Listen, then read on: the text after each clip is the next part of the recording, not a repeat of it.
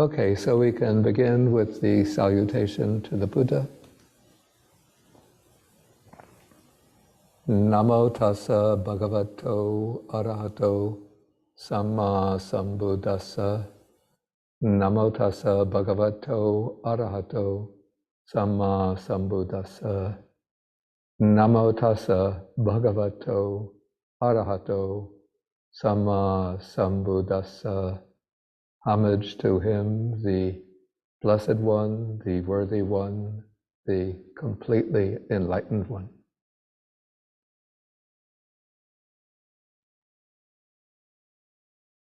And I will share the screen. Okay, so good morning, everybody. And today is June 17th, 2023. And we are continuing. We've been reading through the Anguttara Nikaya, the Numerical Discourses of the Buddha. And we've gotten to we're in the midst of the Book of Fives.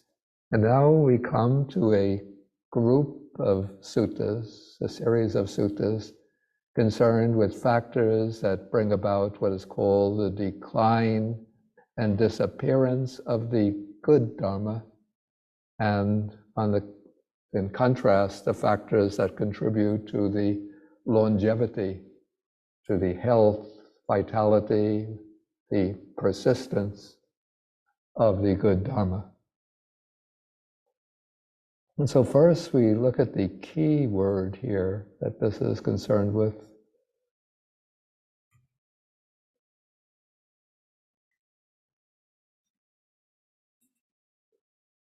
The word in Pali is Saddhamma.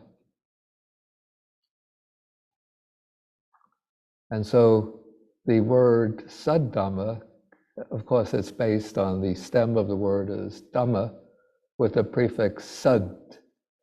And Sad is based on the verbal root Sat, which has the meaning of to, it has actually maybe three shades of meaning: to be. And so we get especially in the Upanishadic Hinduism, or the Upanishads, we get Sat as being or existence. Then another nuance of Sat is true. So, we have the Four Noble Truths, which in Sanskrit would be Satya. In Pali, when you get a combination of T and Y, it turns into a double C, Satya. But you can see the word Satya is based on that verbal root Sat, or that forms Sat, meaning true. And then another nuance of Sat is good. And so we have an expression, for example, Satpurisa, which becomes in Pali Sappurisa, which means a good person in the sense almost of a saintly person. And so here we have Sat in front of Dhamma, so we could take it in maybe at least two senses: the good Dhamma and the true Dhamma. So it's very difficult to separate those two senses of being good and being true. And so in this sutta and the following ones, the Buddha isn't concerned so much with what we would call the decline and disappearance of Buddhism as a religion, or the maintenance of Buddhism as a religion, but what he's concerned with is the decline of the good Dhamma and the maintenance or extension or vitality of the good Dhamma. So this would be not just Buddhism as a system of institutions, rituals, religious practices, but the essential teachings, the core teachings that the Buddha delivers through his discourses. And so now he begins by speaking about 5 things that lead to the decline and disappearance of the good Dhamma. And here we have, again, we have two words. Oops. What's translated decline really means literally forgetting. It's based on a verb meaning to forget. But when things start to get forgotten, then they go into a state of decline. And then the other word,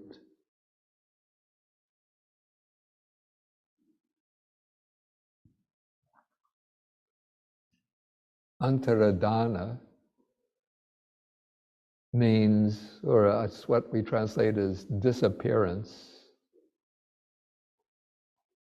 And so the way the texts are viewing the, say, the decline of the Dhamma is first the teachings start to get forgotten.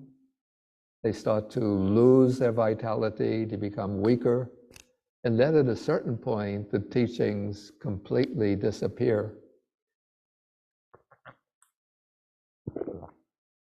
Some texts speak about one of the factors contributing to the decline and disappearance is the arising of what is called a sadhamma patirupaka, which means maybe you could say it's a counterfeit of the true Dhamma, or a semblance of the true Dhamma, of the good Dhamma, something that bears some resemblance to the Dhamma, but doesn't represent it accurately, fully, correctly in its purity.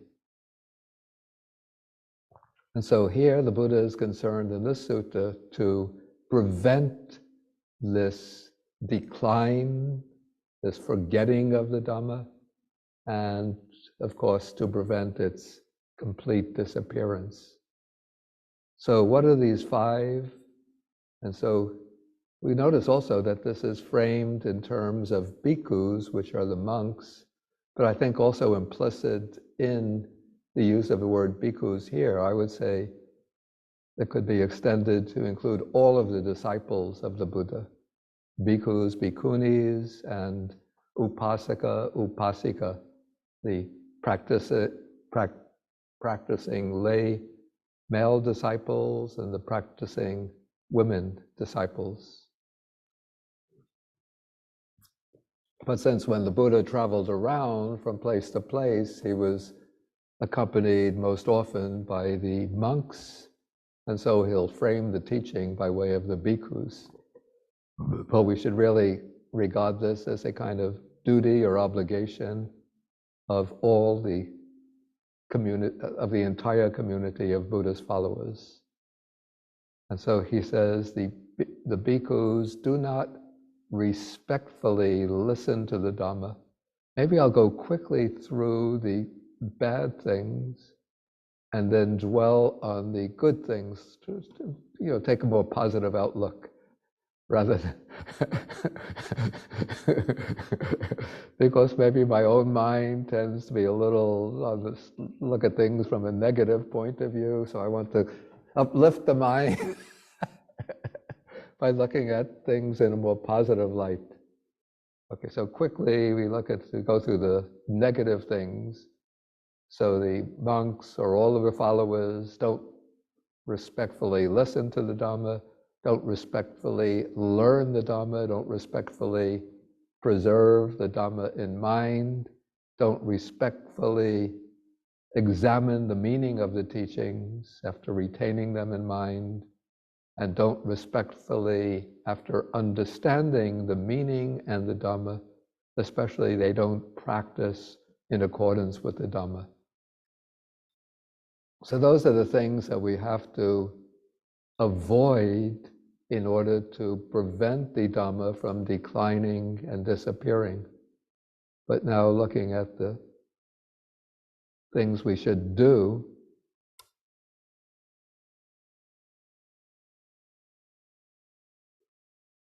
okay, so here we have 5 other things that lead to the continuation, non-decline, and non-disappearance of the good Dhamma. Yeah, here we have 3 words.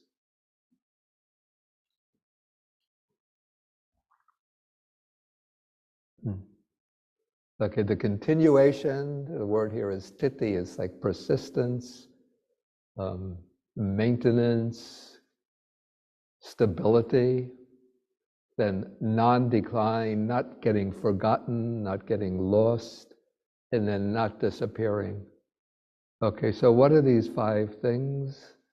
So first we have the monks and the other groups of followers, of disciples, respectfully listen to the Dharma.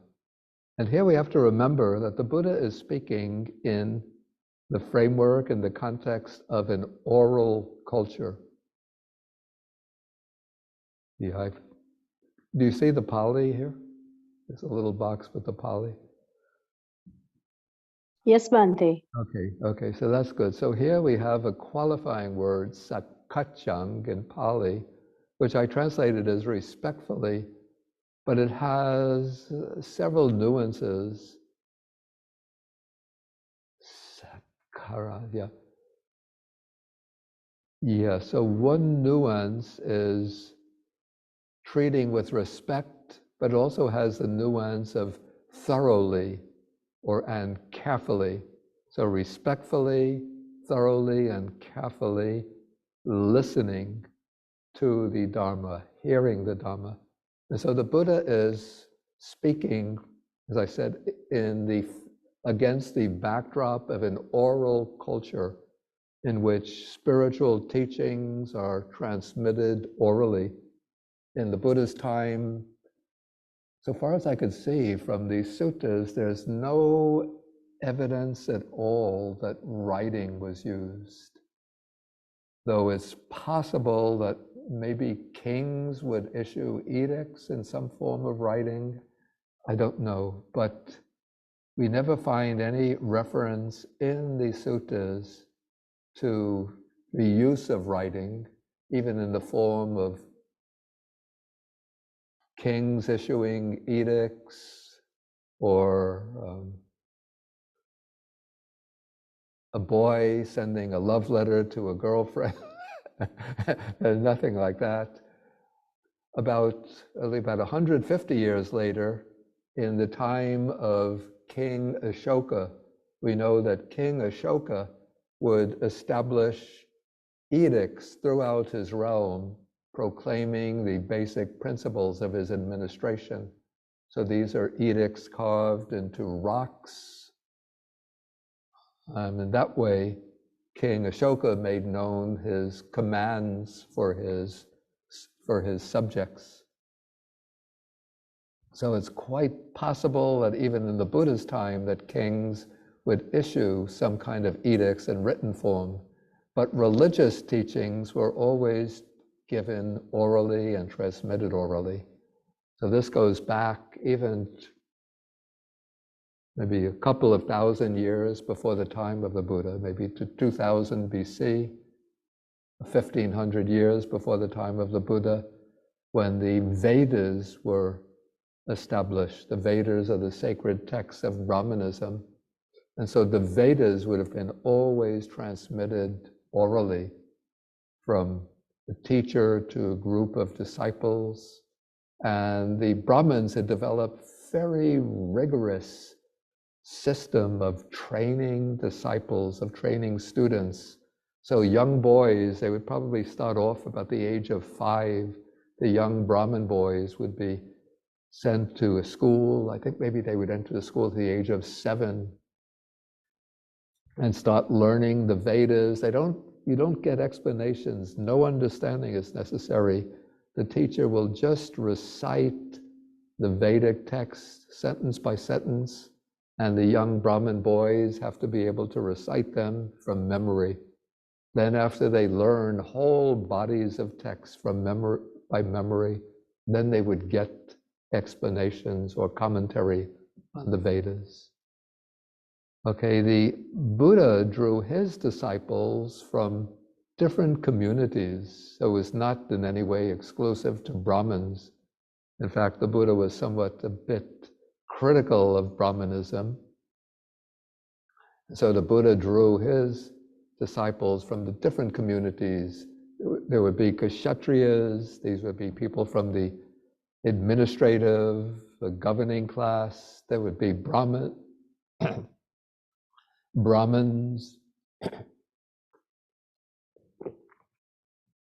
Vaishyas, people from the merchant class, Shudras, people from the working class, and those outcasts from the outside the caste system would come to be called the outcasts. So they all became members of the Buddha's community. And yet, despite the variation in their backgrounds, but they would be expected to learn the teachings orally and to transmit them orally. And so first you have to listen very carefully to the teaching. And amongst the Buddha's disciples, the one who was foremost with respect to this ability to listen and retain in mind was Venerable, who is that? Ananda Bhante. Right, Ananda, who is maybe the Buddha's cousin. So he was the one who is called the treasurer of the Dhamma, Gandhabharika, I think it's in Pali, the one who, just as the treasurer preserves all of the wealth of the kingdom, so Ananda preserves, through his fantastic memory, retains, preserves the Dhamma.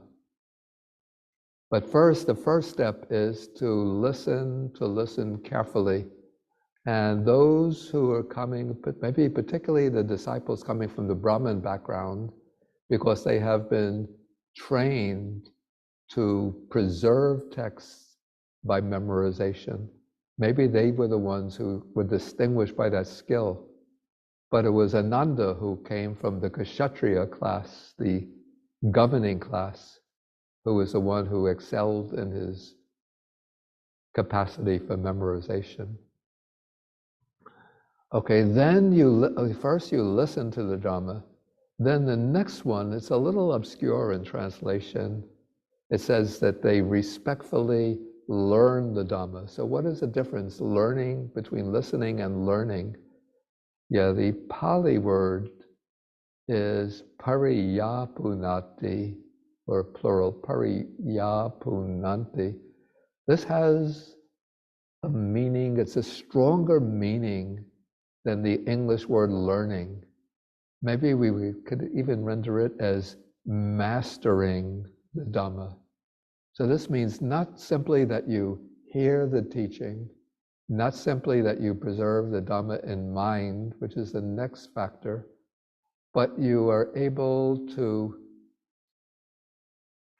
sort of gain a sort of a competence, or let's say an extensive learning of the Dhamma. So not just like listening to a few teachings, but you comprehensively learn like a great mass of texts.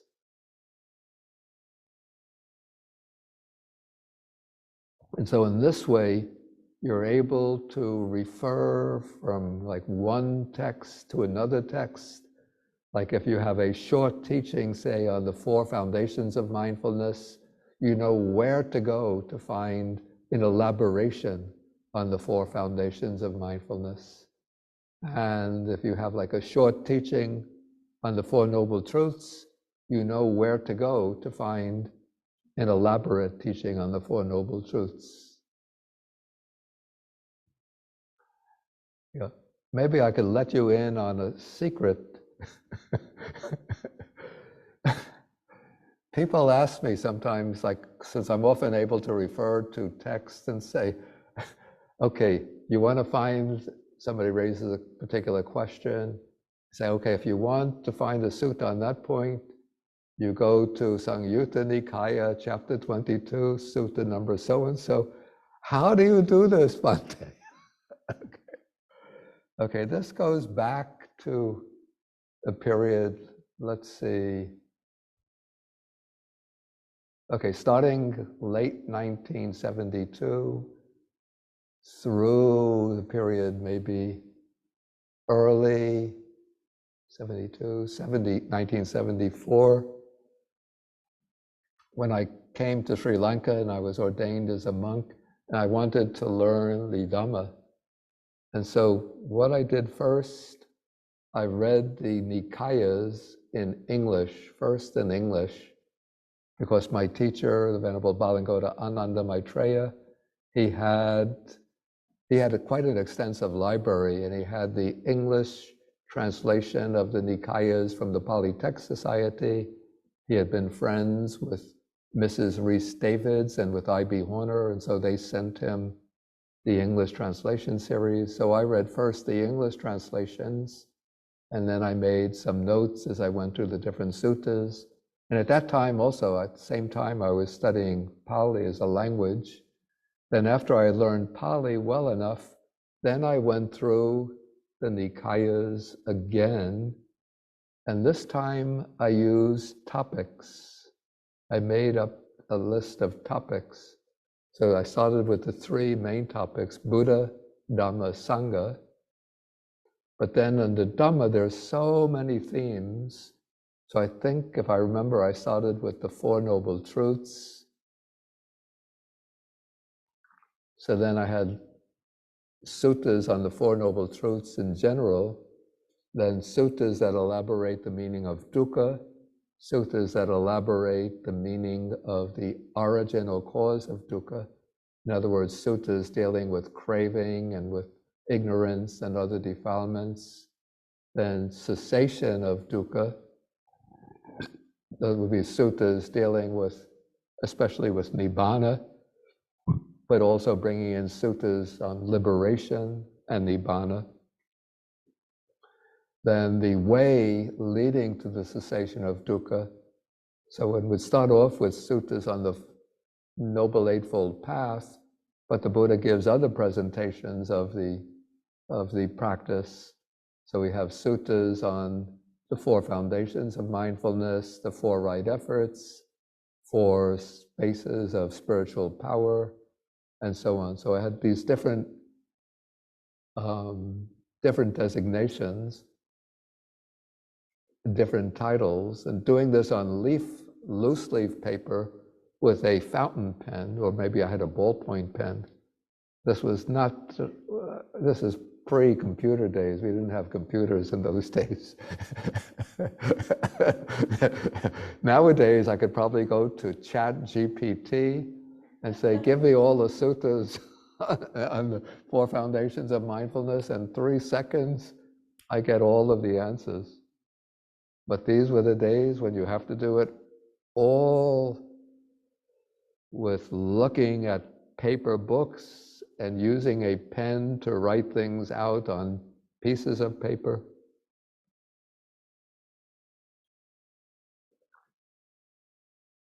Yeah, so in that way, by doing this, somehow it got imprinted on my mind a kind of comprehensive index to the Sutta Pitaka. I didn't do this with the Vinaya Pitaka or with the Abhidhamma Pitaka, too complicated. Okay, so this is learning the Dhamma. And then again, this is especially important in the oral culture where we don't have access to written books, and that is retaining the Dhamma in mind. So in Pali, this is dharenti. Dharenti, the verb means literally carrying, maintaining. So it refers to preserving in the mind, keeping in the mind, so that you don't forget. And what I found by observation is that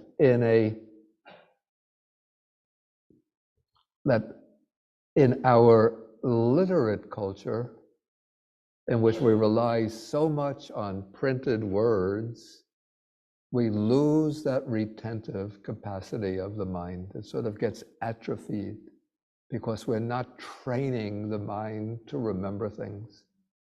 And even in a literate culture, those people who are not sort of addicted to reading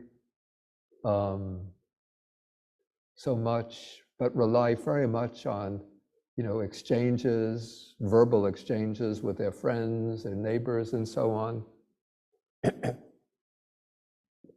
have stronger retentive capacities than those of us who are sort of not merely literate in a minimal sense, but rely very much on literature for our accumulation of knowledge. During the period when I was in Sri Lanka, when I was with the Buddhist Publication Society, I would travel with we had a van and a driver. And sometimes if I have to go someplace, I would go with the driver.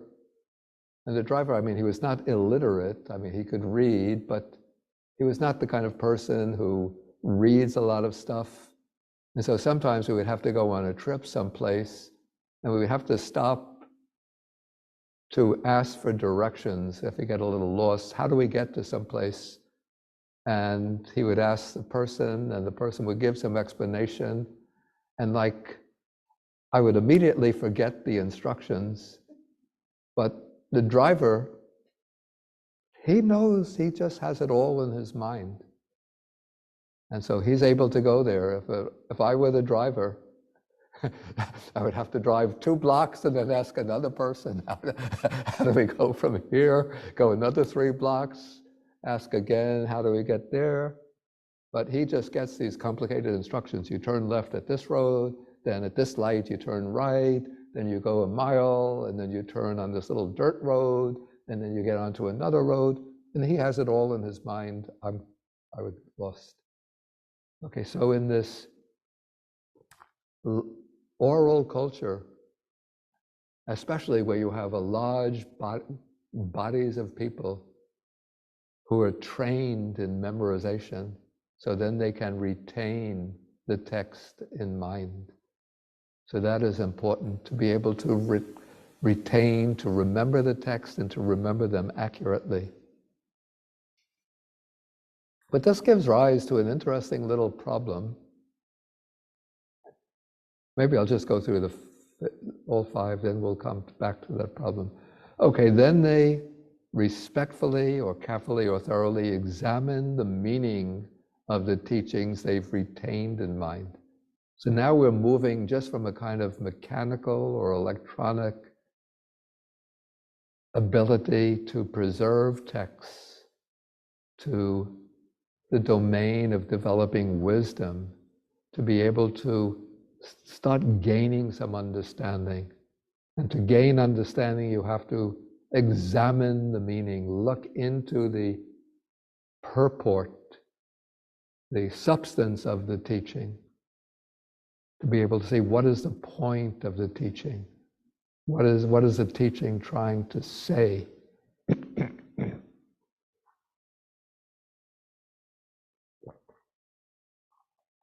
Okay, then once you examine the meaning and start seeing the point of the teaching, what is the essence, the purport, then here we have, actually this is in the form of what's called an absolutive. So having understood the meaning, having understood the teaching itself, the Dhamma, then one practices in accordance with the Dhamma.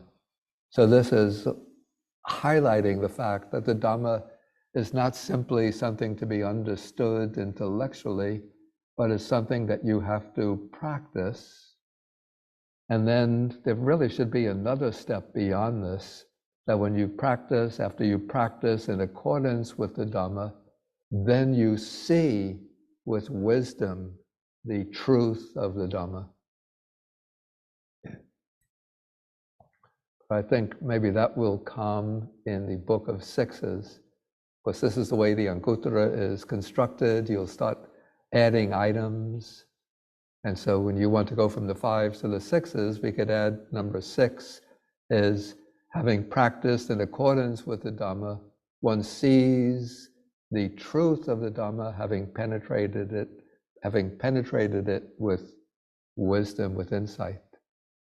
Okay, so those are 5 things that lead to the continuation, non-decline, and non-disappearance of the good Dhamma.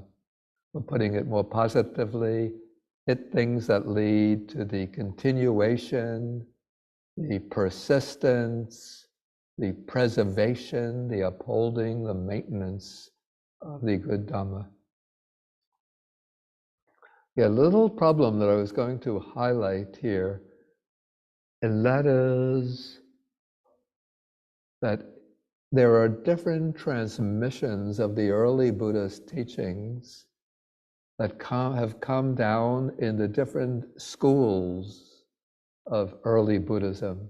So the school that we follow is preserved in the Pali language, the school that flourishes in the countries like Sri Lanka, Thailand, Myanmar, and so on, Cambodia, Laos, is called the Theravada school, and we preserve our teachings in the Pali language. But there were other schools that branched off from the original Sangha, flourished in northern India or in the northwest or even in the south. And their collections have been translated largely into Chinese. Some of them have been preserved in ancient Indian languages like Gandhari, Buddhist hybrid Sanskrit.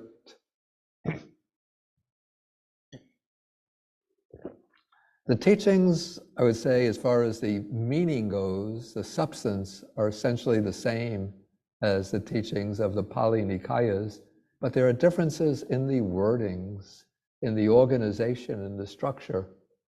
So if we say that the teachings have been exactly, precisely transmitted orally, which is sort of a governing belief in the Theravada tradition, then how does one account for the variations that we find in other schools of early Buddhism that have gone extinct, that no longer exist as living traditions? It's an interesting problem. I don't have a solution.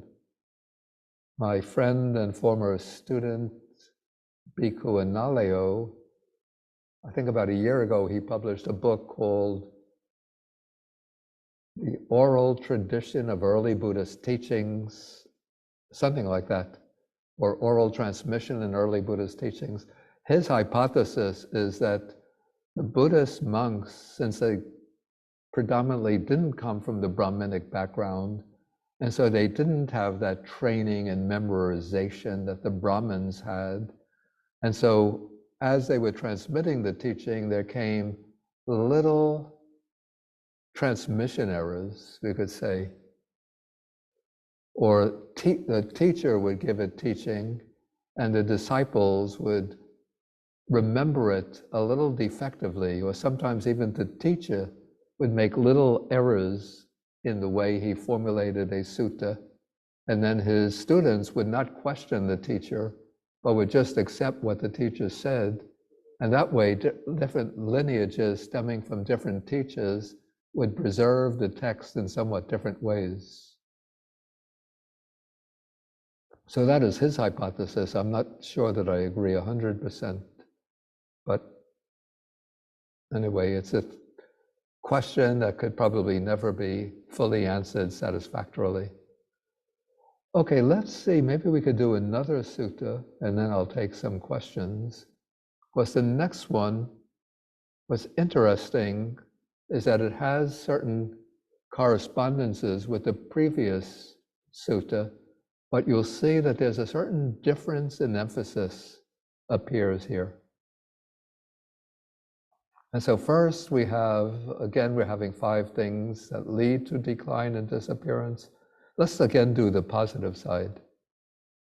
Okay, the 5 things that lead to the continuation, non-decline, non-disappearance of the good Dhamma.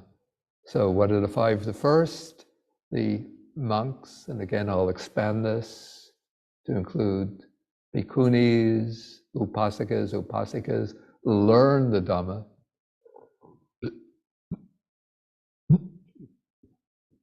And then we have an enumeration of different textual types of texts. So we have the straight discourses. This is the word sutta. Then we have discourses that come in a mixture of prose and verse. Like, for example, the suttas in the first book of the Samyutta Nikaya and suttas in the Sutta Nipata, expositions, or this could also be translated as answers to questions. So suttas that take the form where somebody asks the Buddha or a great disciple a question, and then comes the answer to the questions. Texts that come down completely in verse, like the Dhammapada, what are some, Terigata, inspired utterance. This is Udana. There's a separate book called the Udana. Then the next is called Itivutika, translated here as quotations, but this forms a separate little book in the Sutta Pitaka called the Itivutika. Then come the birth stories. These are the Jatakas. And then comes a Bhuta Dhamma. These are accounts of wonders and miraculous events. And then another class of text called Vedala, translated here as questions and answers. Yeah, we don't have to go into this distinction of textual types, but the main point is that the disciples learn the Dhamma. So that's the first thing. We already had that. And now this is where we have, so this first point is more or less an elaboration of the first point in the previous sutta. But now we start to see where a difference comes in. Here we have the monks teach the Dhamma to others as they have heard it and learned it. And maybe we'll take number 3 again. We'll go on to number 3, since these two have a lot in common. And then the monks make others repeat the Dhamma in detail as they have heard it and learned it. So both of these are concerned with teaching the Dhamma to others. So first, you simply teach it to others so that others come to hear the Dhamma, to learn the Dhamma.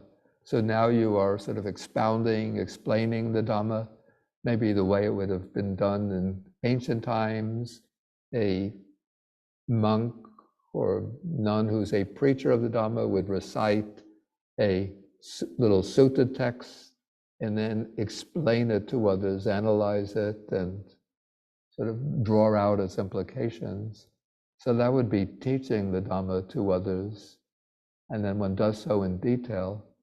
But in the third step now, this is where the elder, especially the elder monk or elder nun, has a group of disciples. Probably these would be primarily monastic disciples. And so they want to ensure that the text is transmitted to the next generation precisely and exactly. And so they make them repeat that text in detail as they themselves have heard it and learned it. So for example, if I know the Dhammapada, say, that's my specialization, I'm a Dhammapada specialist. And so then I have my group of students, and I want to make sure that they know the Dhammapada. So it's not enough that I just quote a verse and then explain the verse. That's good when giving a discourse to a large group of people, but now I have my little circle of personal disciples. And so what I do is I recite the verse, and remember, they can't look at books because there are no books. So I repeat line by line. I say, Mano Pubangama Dhamma. You have to recite. Mano Pubangama Dhamma.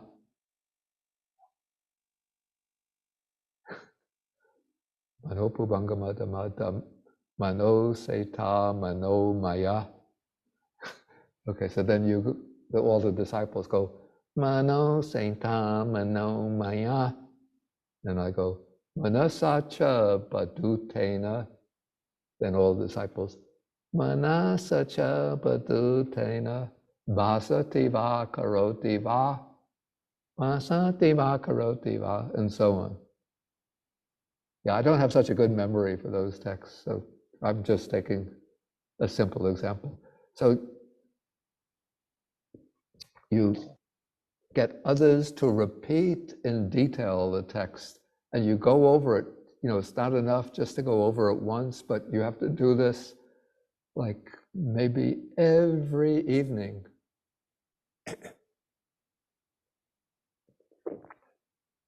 Yeah, this is the tradition in some of the Theravada countries, in Sri Lanka, in old time Sri Lanka, and I think in Myanmar today.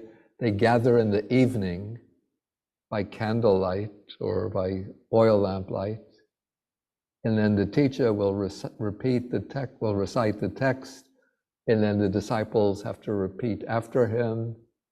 And then once they finish a certain body of text, then for a long time, the disciples will walk back and forth. They'll be like walkways where they walk back and forth reciting the text. And then after a certain period, then the teacher will test them by maybe reciting just the first line, say, of a verse, and then the disciples have to recite back the rest of the verse. And so you get others to repeat the Dhamma.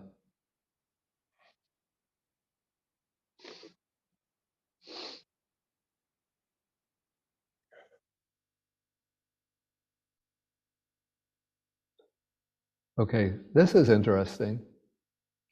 Number 4, and I think the real meaning maybe doesn't come out so clearly from the translation. So it says, the bhikkhus recite the Dhamma in detail as they have heard it and learned it. So this might give the impression that you are reciting the text individually, but the Pali word here, you see it's a plural, sajjayam karonti, and the Pali word suggests a collective recitation. So this is getting together in a group, in the community, to recite the text.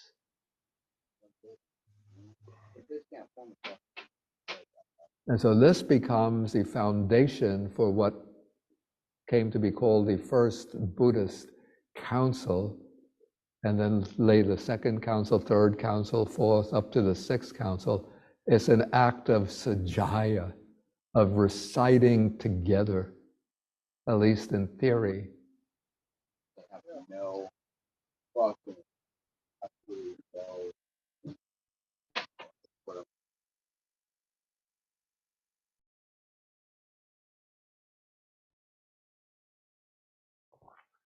Okay, so you recite together as a group, and in that way, first it helps to bring the group together, to have some communal activities, and it ensures that there's a kind of consensus among the group about what is the Dhamma taught by the Buddha and about the wording of the text. So in theory, it should ensure that the wording of the text is preserved accurately. Okay, next we have the fifth. Actually, this is identical with the factor in the previous sutta, that they ponder, examine, and inspect the Dhamma as they have heard it and learned it. But actually, it's a little interesting that this one ends at number 5 here, is number 4 in the previous sutta.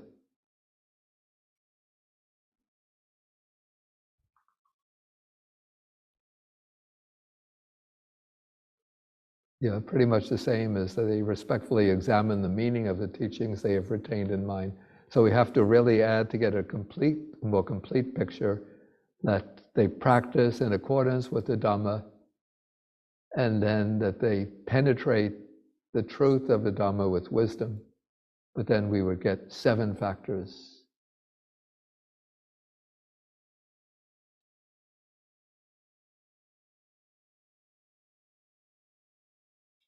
Okay, maybe we can see whether there's any questions that arise. And the way to ask questions is to use the hand symbol, but let's give any people in person here. We can start with the people present. Beth, is that the, okay. Good morning.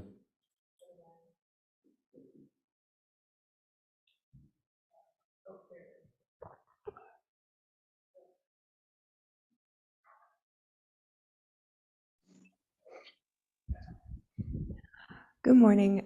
So I was wondering, you were talking about how the different sort of schools of Buddhism, Yeah. it was translated, in this we go in Pali and sometimes it's in Chinese. And so I was wondering, practicing, studying, learning, would there be a benefit for a native English speaker to be studying in Pali versus as we do here, studying in English? Okay, yeah, so the question is whether there's an advantage for a native English speaker or even a native speaker of some other, say, European language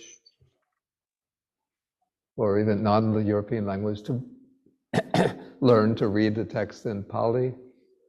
I say definitely that there's advantage. Advantage is that maybe you could even see this from some of the explanation I'm giving here, that words in Pali have sometimes very precise meanings, and all of our English translations, as wonderful and excellent as they might be, are always approximations to the original text, to the original words. And sometimes, like, there are interconnections between words that one could see in Pali that one doesn't see in English. Yeah, so that's the advantage. If you're interested, I give a Monday Pali class. Yeah, but it's, excuse me? Yeah, it's 1 o'clock, but if you want, you could just send your email address to contact Bauth, and then you'll get the announcement. They'll send it on to me, and then they get the announcement, or you send your email to me, and then I'll put you on the registration list. So we've been going for years, so if you want to go back to the beginning, I don't think Stephen Sass is here today, but on the Bauth's website, if you go to the website, you'll see, I think it's under the heading of teachings. There's one of the headings is Learn Pali, the Buddha's original language, or the original Buddhist language. And Stephen Sass, who studied Pali with me for a long time, he gives the introductory series. I think it's about 10 or 12 classes. And then we go on to the next level, the middle level, which I gave. And then it goes on to more advanced levels. Yeah. Okay, so I see Tsering is here. He has a.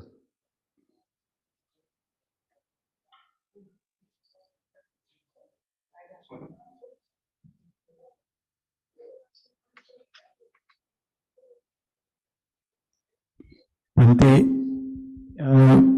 those 5 things that you mentioned that will continue the Dharma is quite practical, really, right? Yeah. There's no magic. Yeah. Very practical. So, whereas you have in other traditions, like where supposedly certain deities is supposed to, for example, in the Tibetan traditions, there are certain stories about how certain deities have preserved the text, coming from so-called the Naga realm and so on. Yeah. How would you explain that also then? Okay, so the question is that, okay, in these suttas we see kind of very practical approach where the Buddha is instructing his disciples to preserve and transmit the teachings. So it's like a very human transmission, whereas some other Buddhist traditions, the idea enters that deities or nagas preserve texts, and then these sort of get introduced into the human realm by the deities and nagas and other beings teaching them to humans. I mean, I can't say that it's impossible that that happened, but the emphasis in the early teachings is on human beings learning the Dhamma and teaching the Dhamma. I'm trying to think whether there are any accounts in the Pali tradition. Yeah, even in the, I have to say, even in the Pali tradition, not quite the same, but we have the Abhidhamma, and so we don't see in the early suttas accounts of the Buddha teaching the Abhidhamma. So the way it gets introduced into the Theravada tradition is that it's said that in the 7th rains retreat of the during the Buddha's teaching career, he went to one of the Deva worlds, the Tavatingsa Deva world, and there he taught the Abhidhamma to the Devas, and then he would come down each day and then teach the outline of his Abhidhamma discourse to Sariputta, and Sariputta would elaborate the Abhidhamma, and that way we have the Abhidhamma Pitaka that we have today. So it seems all Buddhist traditions want to elaborate, expand upon the Buddha's teachings, and find ways to introduce new teachings. Okay, so let's see some of the questions that we have online. So we start off with Gita. Thank you, Bhante. That was wonderful. Thank you for teaching all of us. Sadhu, sadhu, sadhu. Bhante, it's so funny. When I went to all Buddhist school, so I had to do that too. I had to memorize, like learning all the gatha every day in the morning. We had to commit to memorization. All the gathas, right? Namo tassa and itibiso and metta sutta, offering flowers, all of that we had to memorize. So I totally resonate with that. Yeah. But Bhante, I want to ask you a question. Right now in the world, Buddhism is flourishing everywhere internationally. Yeah. Where do you see the Dhamma declining? Like, I mean, maybe not in our generation, because I see there's lots of people taking the Buddha's teachings and charging money to to expound it, or they're finding some way of Buddha said Dhamma is free for all to learn, right? But nowadays people are, I don't know if they're losing the actual teachings of the Buddha by maybe misrepresenting the original teachings. Do you see that, Bhante, or is it going to be okay for the next 200 years, say? Yeah, I'm not really a prophet who could foresee the future. No, I'm not asking that. I'm just can you see it happening now? Like in our... I think it's happened over, even starting maybe a few generations after the Buddha. Let's say the two tendencies are occurring parallel to each other. One is that there is preservation of what I call the good Dharma and teaching of genuine Dhamma, practice of genuine Dhamma. But also there's maybe a lot of tendencies towards commercialization of the Dhamma, popularization. Even from an early period, I would say the tendency towards a stress from serious practice and realization and attainment takes place towards maybe performance of meritorious deeds, which of course we don't want to reject that, but of course for many people it's important. But a sort of change in emphasis comes to performing pujas, ceremonies, rituals, Correct. worship, ceremonies. So that starts to take place. Mm-hmm. And then now, today, we have, I say, that parallel tendencies. One is for genuine lines of transmission, or transmission of genuine lines of Dhamma taking place. On the other hand, there's the maybe diluting of the Dhamma to make it more popular, and taking Buddhist practices out of the original context and propagating them separately.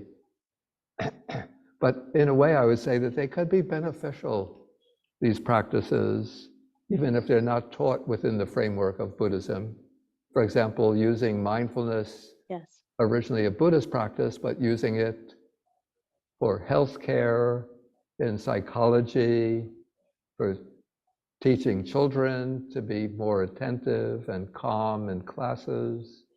All of them, I say, are good uses of Buddhist teaching. So I don't want to criticize that as such. Bhante, would it help if they brought a subject called ethics and taught Buddhism in every single school across the world? No, I've actually advocated that strongly. Yeah, I think that's but fantastic. Not exclusively making it Buddhist ethics, Buddhist, but just study. And not using it as a camouflage for teaching Buddhism, but as a way of implanting some kind of ethical consciousness in the minds of young children.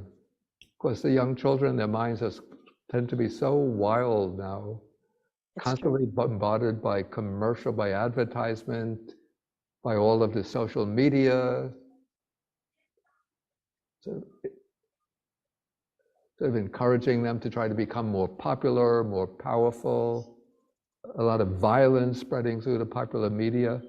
So I say it would be very valuable to have courses in basic ethics, both secular ethics and religious ethics, drawing from different religious traditions.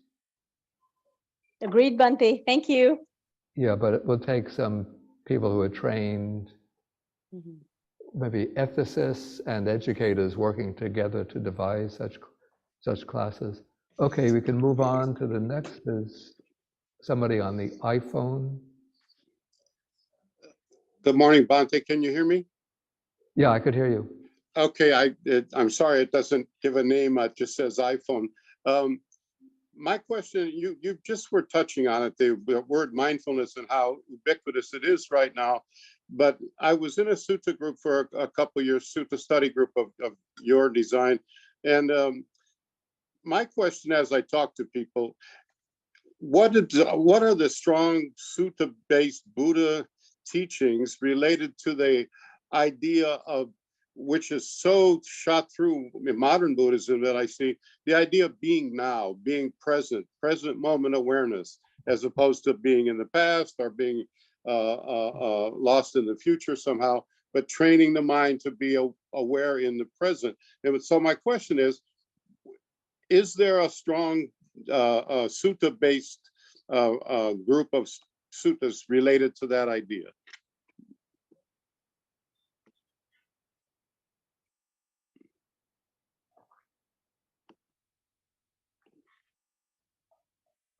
I would say that even the Satipatthana Sutta itself, the way it presents the practice of mindfulness, largely can support that idea.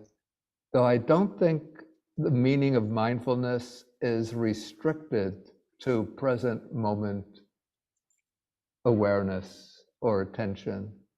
So I say mindfulness, as we find it in the canonical texts, has a wider range than being aware or attentive to the present moment. But I say that the method laid down in the Satipatthana Sutta can support that. Even, for example, like with mindfulness of breathing, when breathing in, one knows I'm breathing in. When breathing out, one knows I'm breathing out.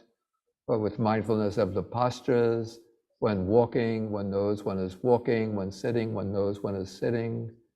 And with states of mind, when one is thinking a lustful thought, one knows I'm thinking there's a lustful thought. When thinking an angry thought, one knows I'm thinking an angry thought.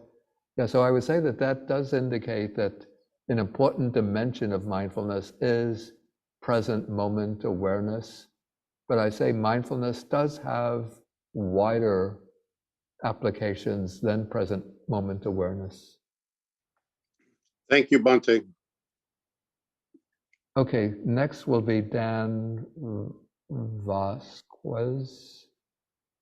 Hey, Bhante. Good morning. Good morning. I wanted to ask a question going back to the factors that lead to the decline of the good Dhamma. And I think it was the fifth one that talked about practitioners not practicing the Dhamma well, right? Something like that. Yeah, not practicing in accordance with the Dhamma. Yeah. Right. So, Bhante, I wonder if you have any practical advice about, I feel like this is a very human tendency where like people know you should eat vegetables, you should exercise, like, and it's like, and practicing mindfulness and being ethical. We know it's like, I know this for myself. And then sometimes, even though I know it and I understand it, my actions fall in misalignment with my understanding, right? So how does a practitioner just more frequently be in line with his understanding? Do you know what I'm saying? It's like I know I should exercise, but I don't do it. It's just like, help me out, Bhante. Yeah, I think this is the dilemma. I think even St. Paul had expressed that. I think he said something like, maybe I can't quote the New Testament so precisely, but he said, does anybody know the quotation? My mind knows what is the good, but my spirit doesn't follow along with it, something like that. Yeah, that is where just what I would say, okay, so this is the way I would deal with this. This is one of the helpful factors is the practice of resolution or determination. So you know what is in accordance with the Dhamma, and so you make a determination every day as part of your practice, whatever area of Dhamma you want to direct your mind to, that I'm going to take up that practice every day. Okay, so say you want to make the determination, you know that you should have a period of meditation every day, but then when the time for the meditation arrives, you think, okay, there's too much work to do, or I have family obligation now, or there's an interesting program on television, important program on television, I can't miss it. So something like that comes. Okay, so part of your regular practice is you make the determination that I'm going to you determine what amount of time you can. Maybe let's say a minimum of 20 minutes to just sitting silent in meditation. Yeah, so that's one way to do. And then you could find various aspects of Dhamma practice. Sometimes what I say is to find 3 qualities that you want to develop, and then you make a determination every day to develop those qualities. Say you have a tendency to get angry easily, you make the determination every day, even when provoked by others, I'm going to remain patient, calm and patient. Or if you have the tendency to be lazy, you make the determination, I'm not going to give way to laziness, but I'm going to be diligent. And if you have a tendency to, let's say, to skirt around the truth from time to time, you make the determination, I'm going to speak the truth. If you have a tendency to be too talkative, you make the determination, I'm going to restrict my speech only to what is truly beneficial.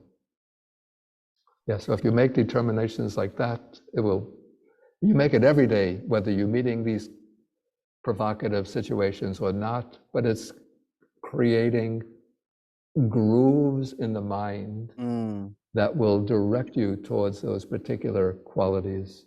That is very helpful, Bhante. And a quick follow-up, and then let's say you make the determination and you fall off, you're not able to complete, what's the practice there? Yeah, if you make the determination, you fall off, you just recognize this is my human weakness, and you go back to the determination. Very, very helpful. Thank you so much, Bhante. Okay, maybe I could get in one more question.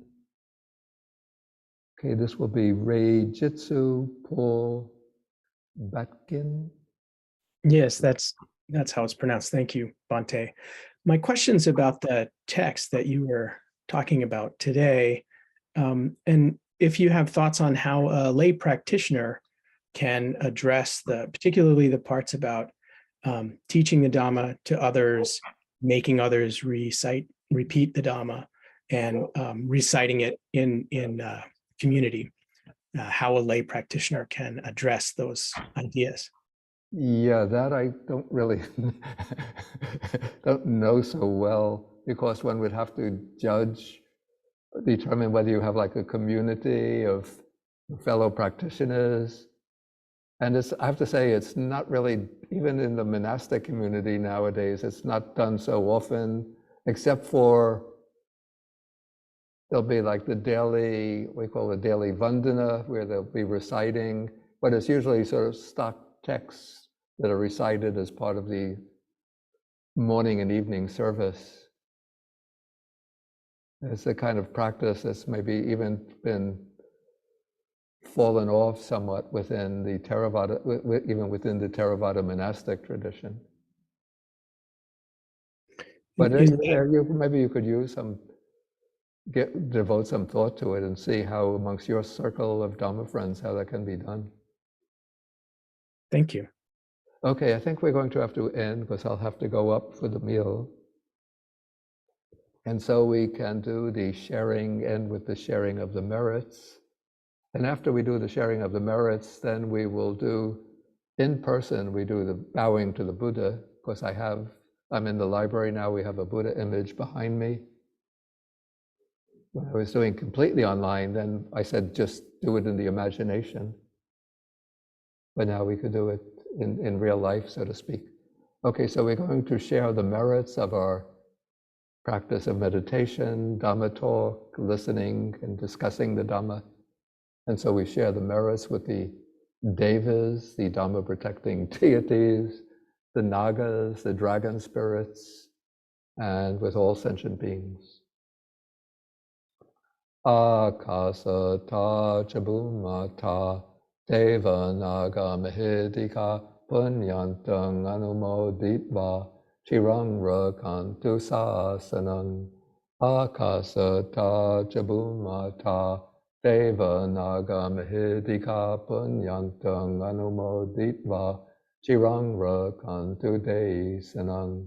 Akasata chabumata Deva naga mahidika punyantang anumoditva chirang rakantu mang parang dukha pata chani dukha baya pata chani baya soka pata chani soka pantu sabepi panino. May those in suffering be free from suffering. May those in fear be free from fear. May those in sorrow be free from sorrow. May all living beings be thus. Yeah, okay. Before we do the three bows, it just occurred to me that next week I do the class for the Russian speakers. So that class will be entirely online. So it's bilingual.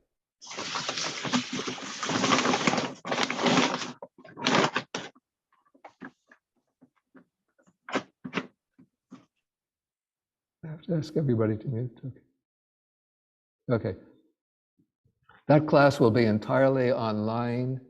It will be bilingual. So I speak, of course, in English, and then somebody will be translating into Russian. So people who are joining this class are welcome to join that class. And the topic for that series it's a series of, I think, 8 talks. It is on paths to liberation in early Buddhism. So we already did, in May, I did the Noble Eightfold Path. Now, I think over the next 3 months, I'll be doing the series on what's called the Anupuba Patipada. This is the sequential training.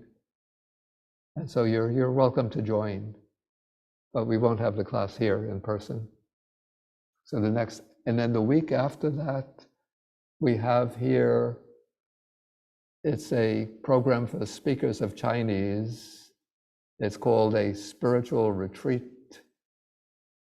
I give some talks, but they're just in English, but it'll be translated into Chinese. So our next class on the numerical discourses will be the week after that. I don't have the calendar in front of me. July 8th. So it will be July 8th. We come in person. Okay, so let us end with 3 bows to the Buddha. So we will be standing up.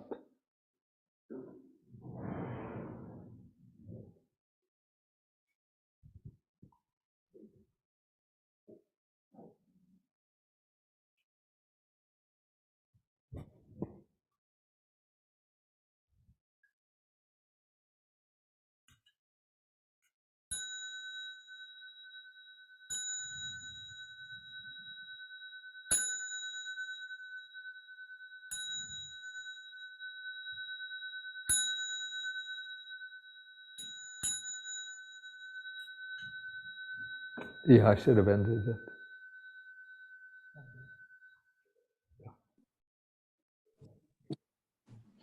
Thank you, Bhante. And a bow to Bhante Bodhi. Thank you, Bhante. Thank you, Bhante. Thank you, Okay, good Bhante. health to you, Good Bhante. lunch. Thank Be you, Bhante. safe. Enjoy the Take lunch. care of your health. Thank you, Bhante. Bye, Bhante. Be safe. Thank you, Bhante. Take care of your health, Bhante. Thank you all for joining. Everyone sadnai. Namo Buddhaya. Okay, thank you for joining. Thank you, Bhante. Okay, I'll be Thank you, Bhante.